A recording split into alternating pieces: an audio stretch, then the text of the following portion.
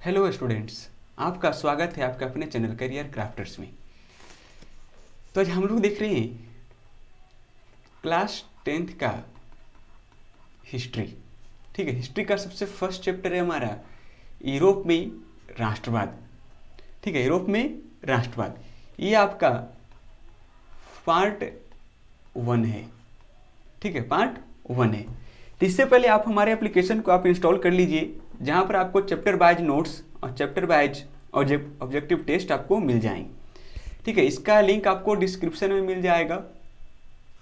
ठीक है, वहाँ से आप डाउनलोड कर लीजिए, या फिर ये नाम लिखकर आप प्ले स्टोर पर सर्च कर सकते हैं, BSB क्लास 10th, है ना, नोट्स एंड ऑब्जेक्टिव टेस्ट। ये आपका बहुत ही बेहतरीन ऐप है, यहाँ पर आपको सब कुछ आसानी से उपलब्ध हो जाएगी। तो हम लोग शुरू करते हैं आज यूरोप में राष्ट्रवाद।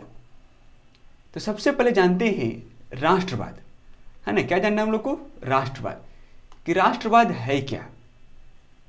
ठीक है, तो कहता है राष्ट्रवाद का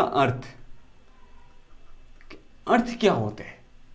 कहता है सबसे पहले तो ये एक भावना है। राष्ट्रवाद क्या है? एक भावना है। ठीक है, और कहता है राष्ट्रवाद अपने राष्ट्र के प्रति प्रेम है।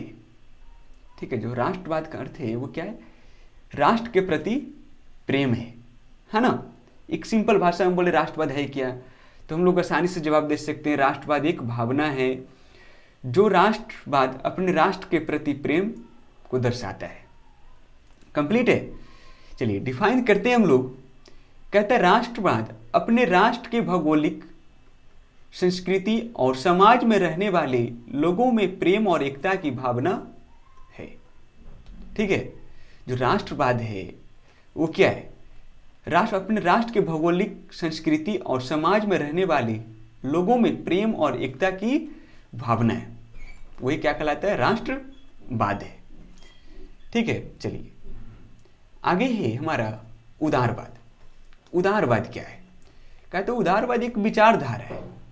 ठीक है, उदारवाद क्या है? एक विचारधारा है जिसके अंतर्गत मनुष्य को विवेकशील प्राणी मानते हुए सामाजिक संस्थाओं की, मनुष्यों की सूझबूझ और सामूहिक प्रयास का परिणाम समझा जाता है। तो हम लोग जो उदारवाद है ना, इससे हम लोग देखेंगे और नेक्स्ट चैप्टर में। ठीक है, उदारवाद को बेहतरीन ढंग से हम लोग पढ़ना है नेक्स्ट चैप्टर में। तो चलिए, तो मेनली हम लोग का टॉपिक है यूरोप में राष्ट्रवाद, है ना, राष्ट्रवाद क्या यूरोप में पढ़ना है। तो कहता है राष्ट्रवाद की भावना का बीजारोपण यूरोप में पुनः जागरण काल से हो चुका था। कहता है ये पुनः जागरण काल से क्या, राष्ट्रवाद की भावना का पुनः जागरण, बीजारोपण हो चुका था। लेकिन ये प्रकट कब हुआ था? बिल्कुल सही ढंग से तो कब हुआ था? 1789 ईस्वी में। ठीक है, 1789 ईस्वी में यह उन्नत रूप से प्रकट हो गया था। ठीक है, ये भावना राष्ट्रवाद का उसने फ्रांसीसी क्रांति से, है ना, फ्रांसीसी क्रांति से यह उन्नत रूप से पूरे जोर तोड़ से राष्ट्रवाद की भावना जागृत हो चुका था। तो कहता है यूरोप में राष्ट्रीयता की भावना के विकास में फ्रांस की राज्य क्रांति, है ना, कहता है यूरोप में जो राष्ट्रवाद की भावना का विकास है उसमें सबसे ज्यादा योगदान किसका था? तो फ्रांस की राज्य क्रांति और नेपोलियन के आक्रमणों ने महत्वपूर्ण योगदान दिया था। नेपोलियन कौन? ये, है ना, ये नेपोलियन। ठीक है, कहता है इसके आक्रमणों ने वहां राष्ट्रवाद को भली भांति एकदम जागृत कर दिया था। ठीक है, तो पूछेगा यूरोप में राष्ट्रवाद की भावना का विकास कैसे हुआ, तो लिख सकते हैं हम लोग फ्रांस की राज्य क्रांति और नेपोलियन के आक्रमणों ने महत्वपूर्ण योगदान दिया था, है ना, राष्ट्रवाद की भावना को जागृत करने में या विकास करने में। ठीक है, तो हम लोग सबसे पहले जानते हैं यहां से, कहता है सन 1815 ईस्वी के, है ना, वियना सम्मेलन की मेजबानी ऑस्ट्रिया के चांसलर मेटरनिक, यही है हमारे मेटरनिक। ठीक है, मेटरनिक, जो ऑस्ट्रिया के क्या थे, चांसलर थे, है ना, ऑस्ट्रिया के चांसलर थे। कहता है कि वियना सम्मेलन की मेजबानी जो अध्यक्षता होता है वो किसने किए थे, मेटरनिक ने। कब किए थे, 1815 ईस्वी में। ठीक है, यहाँ से ऑब्जेक्टिव निकल कर आता है हमारा कि वियना सम्मेलन कब हुआ था, तो 1815 ईस्वी में, है ना। इसका मेजबानी कौन किए थे, तो ऑस्ट्रिया के चांसलर कौन, मेटरनिक। कंप्लीट है। चलिए, कहता है इस सम्मेलन में ब्रिटेन, रूस, प्रसा और ऑस्ट्रिया जैसी यूरोपीय शक्तियों ने मिलकर ऐसी व्यवस्था की जिसका मुख्य उद्देश्य यूरोप में शांति संतुलन को स्थापित करना था। कहता है जो इसका जो मेन मुद्दा था, है ना, क्यों ये सम्मेलन बुलाया गया था, इसका मेन मुद्दा क्या था कि यूरोप में शांति व्यवस्था को कायम रखा जा सके। ठीक है, क्या करना, शांति व्यवस्था को कायम रखा जा सके। जैसे कि नेपोलियन ने के जो योद्धा थे उसको तहस नहस कर दिए थे। ठीक है, तीसरी कारण कौन कौन इस सम्मेलन, ब्रिटेन है, रूस है, प्रसा है और ऑस्ट्रिया, जिसे और अनेक यूरोप के देश थे, है ना, जिन्होंने मिलकर ऐसी व्यवस्था की जिसका मुख्य उद्देश्य क्या था, हमारा यूरोप में शांति संतुलन को स्थापित करना था। ठीक है, जिसे कहता है जिसे नेपोलियन के योद्धों ने समाप्त कर दिया था। जो वहां पर शांति व्यवस्था था ना, तो उसका योद्धा जो था नेपोलियन का, वो उसको अस्त व्यस्त कर दिया था एकदम। कंप्लीट है। तो इसमें आता है हम लोग को मेटरनिक युग। जानते हैं क्या, मेटरनिक युग ये क्या है। कहता है 1815 से 1848 तक के समय को मेटरनिक युग बोला जाता है या फिर जाना जाता है। देखिए यहां पर लिखा है, कहता है 1815 से 1848 तक के समय को यूरोप में मेटरनिक युग के नाम से जाना जाता है। तो आपका यहां से क्वेश्चन पूछता है, मेटरनिक युग कब से कब तक के समय को जाना जाता है, तो कहां से कहां तक, 1815 से 1848 तक के समय को मेटरनिक युग के नाम से जाना जाता है। कंप्लीट है। चलिए आगे हमारा वियना सम्मेलन के माध्यम से, है ना, यूरोप में नेपोलियन युग का अंत हुआ और मेटरनिक युग की शुरुआत हुई। ये गलत है। ठीक है, कहता है वियना सम्मेलन के माध्यम से यूरोप में किसका अंत हो गया, तो नेपोलियन का क्या हो गया, अंत हो गया, और शुरुआत किसका हुआ, मेटरनिक युग का। जैसे में देखिए इसका युग क्या हो गया हमारा, इसका खत्म हो गया। ठीक है, इसका युग खत्म और शुरुआत किसका हुआ, मेटरनिक युग का। कंप्लीट है। ध्यान से समझिएगा आप इसको। चलिए, तो कहता है फ्रांस में वियना व्यवस्था के तहत क्रांति की पहले की व्यवस्था स्थापित करने के लिए बुर्बो राजवंश के पुनः स्थापित किया गया था। तो यहां हुआ जब नेपोलियन का अंत हुआ ना, तो कहता है फिर से फ्रांस में अच्छा व्यवस्था कायम, पहले की व्यवस्था की तरह कायम करने के लिए किस वंश का स्थापित किया गया, तो बुर्बो राजवंश का। ठीक है, किसके तहत, तो वियना व्यवस्था के तहत, है ना, क्रांति के पहले की व्यवस्था स्थापित किया गया था।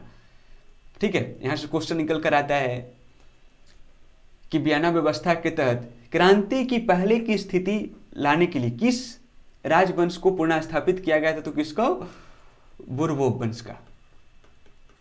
ठीक है, बुर्बो राजवंश का स्थापित किया गया था। कंप्लीट है। चलिए आगे देखते हैं हम लोग सिर्फ उसी टॉपिक कवर करेंगे जो एग्जाम से आपको महत्वपूर्ण होने वाली है। ठीक है, चलिए आगे देखते हैं हम लोग जुलाई 1830 ईस्वी की क्रांति, है ना, जुलाई 1830 की क्रांति। ये आप लोग ध्यान से समझिएगा, 1830 की क्रांति। इसमें कहता है एक शासक था, ध्यान समझिएगा, कहता है चार्ल्स दशम एक निरंकुश एवं प्रतिक्रियावादी शासक था। मेन पॉइंट यही है जुलाई 1830 की क्रांति का मुख्य जड़ यही है ना, चार्ल्स दसम। ठीक है, जो बेहतरीन, जो कहते हैं ना पेड़ की जड़ मजबूत होता, मेन इस क्रांति का जड़ कौन था? तो चार्ल्स दसम। ठीक है, तो वह कहता है एक निरंकुश एवं प्रतिक्रियावादी शासक था जिसने फ्रांस में उभर रही राष्ट्रीयता तथा जनतंत्रवादी भावनाओं को दबाने का कार्य किया। कहते हैं वो जो राष्ट्रवाद फल फूल रहा था ना, उसे क्या किया? वो दबाने का कार्य किया।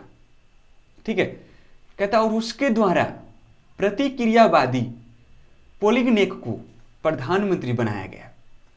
कहता है चार्ल्स दसम ने एक प्रतिक्रियावादी पोलिगनेक को क्या बनाया? प्रधानमंत्री नियुक्त किया। ठीक है, पोलिगनेक को क्या बनाया? प्रधानमंत्री वो बनाया। किसने बनाया? तो चार्ल्स दसम ने बनाया। और कहता है पोलिगनेक ने समान नागरिक संहिता के स्थान पर, अब समझिएगा, ये लाया था किसको? पोलिगनेक को, है ना। अब पोलिगनेक देखिए क्या करता है कि पोलिगनेक ने समान नागरिक संहिता के स्थान पर शक्तिशाली अभिजात्य वर्ग की स्थापना किया। क्या किया? वो शक्तिशाली अभिजात्य वर्ग की स्थापना किया। और इस कदम को, और कहता है इस कदम को उदारवादियों ने चुनौती तथा क्रांति के विरुद्ध षड्यंत्र समझा। कहता है जो विजातीय वर्ग का स्थापना किया था ना, और इसी कदम को उदारवादी जो तत्व थे ने चुनौती तथा क्रांति के विरुद्ध षड्यंत्र समझा था। ठीक है, और कहता है प्रतिनिधि सदन ने पोलिगनेक के विरुद्ध गहरा असंतोष प्रकट किया। जो कहता है चार्ल्स दसम के शासन में जितने प्रतिनिधि थे, पोलिगनेक के विरुद्ध क्या वो असंतोष प्रकट किए कि अच्छा नियम नहीं है ना। अब समझिएगा, कहता है चार्ल्स दसम ने इस विरोध के प्रतिक्रिया स्वरूप 25 जुलाई 1830 ईस्वी को, कब? 25 जुलाई 1830 ईस्वी को 4 अध्यादेश द्वारा उदार तत्वों का गला घोटने का प्रयास किया। वो समझा कि सभी लोग हमारा विरोध कर रहे हैं, है ना। चार्ल्स दसम ने इस विरोध की प्रतिक्रिया स्वरूप 25 जुलाई 1830 ईस्वी को 4 अध्यादेश लाया। ठीक है, जिससे एक उदार तत्वों की गला घोटने का प्रयास किया 4 अध्यादेश के द्वारा। तो सबसे पहले जानते 4 अध्यादेश कौन कौन थे। तो सबसे पहला था प्रतिनिधि सभा को भंग करना। ठीक है, प्रतिनिधि सभा को भंग करना। सेकंड था मताधिकार को सीमित करना, कि मताधिकार सब कर नहीं सकता है। कहता है प्रेस की स्वतंत्रता और स्वतंत्रता पर प्रतिबंध लगाना, कि प्रेस है जो बहुत कुछ छाप नहीं सकती, पेपर ये है ना, उसका प्रचार प्रसार पेपर के माध्यम से लोग नहीं किया जा सकता है। कहता है सभा की कार्य अवधि घटा दी गई। ठीक है, सभा की कार्य अवधि घटा दी गई। तो ये 4 अध्यादेश था, है ना, जो किसने लाया? चार्ल्स दसम ने। चार्ल्स दसम ने 4 अध्यादेश लाया 25 जुलाई 1830 को। अब समझिएगा, इसी अध्यादेशों के विरोध में, है ना, यही 4 अध्यादेश है, इसी के विरोध में 28 जुलाई 1830 ईस्वी से गृह युद्ध आरंभ हो गया, है ना। कहता है यही 4 अध्यादेश था, इसी के कारण वहां 28 जुलाई 1830 ईस्वी से गृह युद्ध आरंभ हो गया, और इसे ही 18 जुलाई 1830 की क्रांति कहते हैं। ठीक है, इसे ही क्या कहते हैं? जुलाई 1830 की क्रांति कहते हैं। कंप्लीट है? समझ में आ गया आप लोग को? या फिर एकदम सिंपल लैंग्वेज समझ लेते हैं। कहता है कि 1830 की क्रांति का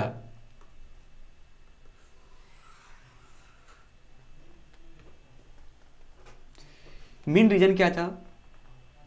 सबसे पहले चार्ल्स दसम एक निरंकुश प्रतिक्रियावादी शासक था। उसने पोलिगनेक को, किसे, पोलिगनेक को प्रधानमंत्री नियुक्त किया। और पोलिगनेक ने क्या किया, एक समान नागरिक संहिता के स्थान पर शक्तिशाली अभिजात वर्ग की स्थापना किया, है ना। और इस कदम को उदारवादियों ने चुनौती तथा क्रांति के विरुद्ध क्या समझा, षड्यंत्र समझाई, ठीक है। और कहता जो उसके प्रतिनिधि के जो सदन के लोग थे उन्होंने भी गहरा असंतोष प्रकट किया, ठीक है, क्या कदम आपका गलत है। और चार्ल्स दसम ने क्या किया, चार्ल्स दसम ने इसी प्रतिक्रिया के स्वरूप 25 जुलाई को, कब, 25 जुलाई को 4 अध्यादेश लाया। कितना अध्यादेश, 4 अध्यादेश। और इसी चारों अध्यादेश के कारण, है ना, 28 जुलाई 1830 ईस्वी को गृह युद्ध आरंभ हो गया। और इसी गृह युद्ध को हम लोग क्या बोलते हैं, जुलाई 1830 की क्रांति बोलते हैं। कंप्लीट है। 4 अध्यादेश लाया गया जिससे कि उदार तत्वों को गला घोटने का प्रयास किया, और इसी के फलस्वरूप वहां गृह युद्ध आरंभ हो गया। और इसी को क्या बोलते हैं, जुलाई 1830 की क्रांति बोलते हैं। कंप्लीट है यहां तक। चलिए आगे देखते हैं हम।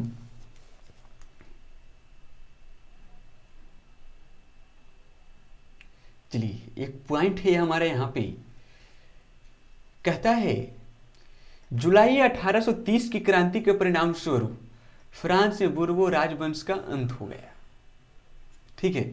किसका अंत हो गया, तो बुर्बो वंश का। कंप्लीट है। सबसे पहले किसका अंत हुआ, नेपोलियन का, है ना। उसके बाद किसका आया, मेटरनिख हो गया। मेटरनिख ने किसका राजवंश को स्थापित पुनः किया, फिर बुर्बो राजवंश का। एक मिनट,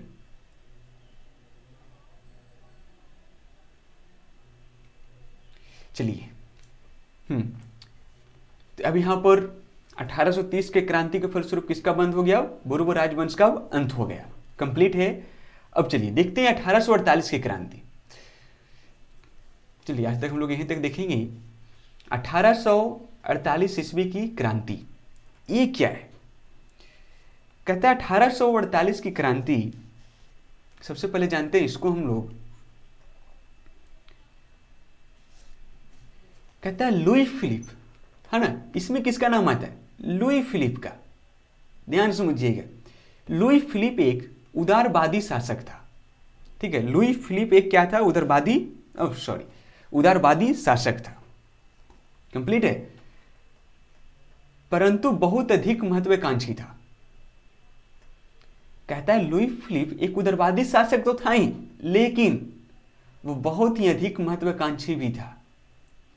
उसने अपने विरोधियों को खुश करने के लिए स्वर्णिम मध्यवर्गीय नीति का अवलंबन करते हुए 1840 में गीजो को प्रधानमंत्री नियुक्त किया, जो कट्टर प्रतिक्रियावादी था। कहता है लुई फिलिप बहुत ही महत्वाकांक्षी व्यक्ति था।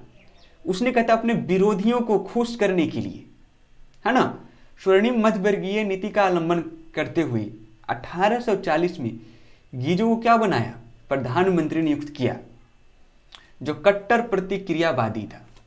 क्या था वो, कट्टर प्रतिक्रियावादी था। कंप्लीट है। कहता है वह किसी भी तरह के वैधानिक, सामाजिक एवं आर्थिक सुधारों के विरुद्ध था। कहता है वो बड़े बड़े लोग थे उसके सदन में, है ना। कहता है उसके पास किसी भी तरह का कोई भी सुधारात्मक कार्यक्रम नहीं था और उसको कार्यवाही में कोई भी रुचि नहीं थी, है ना। वही कहता है कि लुई फिलिप ने पूंजीपति वर्ग को अपने साथ रखना पसंद किया। कहता है जो उसका सदन में प्रतिनिधि थे वो किसको रखना पसंद किया था, तो पूंजीपति वर्ग लोग को, है ना। जो पूंजीपति लोग थे उनको अपने साथ रखना पसंद किया, जिसे शासन के कार्यों में कोई रुचि नहीं थी। कहता है जो उसके शासन जो था ना उसमें उन लोगों को कोई भी रुचि, किसी प्रकार का कोई भी रुचि नहीं था। और उसके साथ साथ जो अल्पमत भी था, कहता है वो उनको पूरी तरह से मत भी नहीं मिला था, है ना, वो जीते भी नहीं थे। उसके पास किसी भी तरह का सुधारात्मक कार्यक्रम भी नहीं था। अब बताइए जितने भी लोग थे उसके प्रतिनिधि सदन में वो पूंजीपति वर्ग के लोग थे, उन्हें किसी प्रकार से समाज से कोई भी लेना देना नहीं था, है ना। न उनके पास कोई कार्यक्रम थे, कैसे रोजगार दिया जाए, कैसे क्या किया जाए, कुछ भी नहीं था उसके पास। कहता उसके शासनकाल में ही देश में भूखमरी एवं बेरोजगारी व्याप्त होने लगी। कहता लुई फिलिप के शासन में वहां भूखमरी और बेरोजगारी व्यापक स्तर पर होने लगा, ठीक है, जिसके कारण 1848 की क्रांति हुई। जिसके कारण क्या हुआ, 1848 की क्रांति हुई, ठीक है। बस इसको ध्यान से समझ लीजिए, कुछ नहीं। यहां पर नाम आता है किसका, लुई फिलिप। कहता है वो एक महत्वाकांक्षी शासक था, उसने गीजो को प्रधानमंत्री बनाया, है ना, पीएम बनाया, उसको प्रधानमंत्री बनाया। कब बनाया, 1840 में।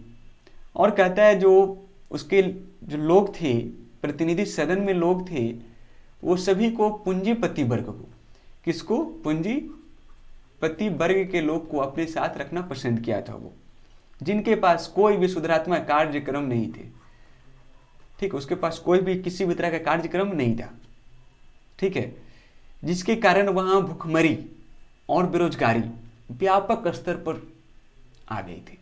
इसी के कारण 1848 की क्रांति हुई थी। कंप्लीट है यहां तक।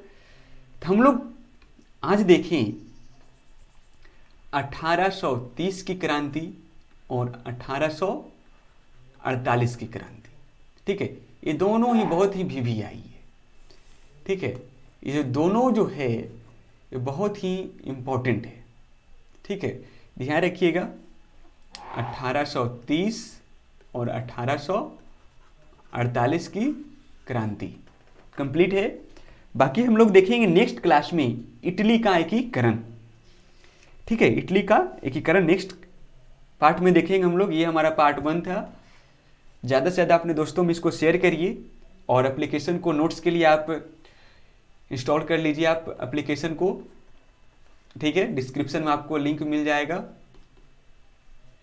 ठीक है। या फिर आपको पीडीएफ चाहिए तो आप हमें व्हाट्सअप कर सकते हैं इस नंबर पे 9297760641 पे, ठीक है। इस पे आप व्हाट्सअप करिए और किसी भी तरह का कोई समस्या है तो आप कमेंट करके ज़रूर बताएं आप हमें, और बेहतरीन के लिए आप एप्लीकेशन इंस्टॉल कर लीजिए। तो आज के लिए इतना ही।